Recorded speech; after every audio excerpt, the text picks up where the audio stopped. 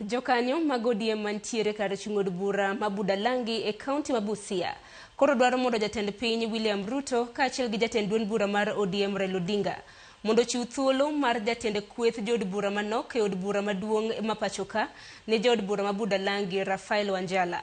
Bang' thuolo ma kamano dong' nono bang' jod bura ma Ugunja Opiyo Wandayi ne owal kaka jatend migawo mar teko e pachokae. Kagiloso e apis duond bura mar ODM mantiere Bunyala, jokanyogo wacho ni okang' ma jatend piny okawo mar gwelo moko kuom jokanyo mag ODM e lemo mopogore opogore en ranyisi ni odwaro riwo wi oganda kanyakla. Gimedo ni jod bura ma Budalangi Rafael Wanjala osebedo ka kedo ne duond bura mar ODM mar lando humb duond bura no e gwenge mag Imbo mar piny Kenya.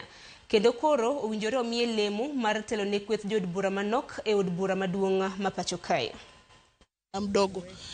Tunaona mbunge wetu Rafael Bita Sauti Wanjala amekuwa mbunge mwaminifu sana kwa chama cha ODM. Hata we mwenyewe mahali uko unajua hii kiti ipatiwe mbunge wetu Rafael Bita Sauti Wanjala. Kenya mzima katika ODM sisi Busia ndio watu wa namba moja, sisi ndio namba 1.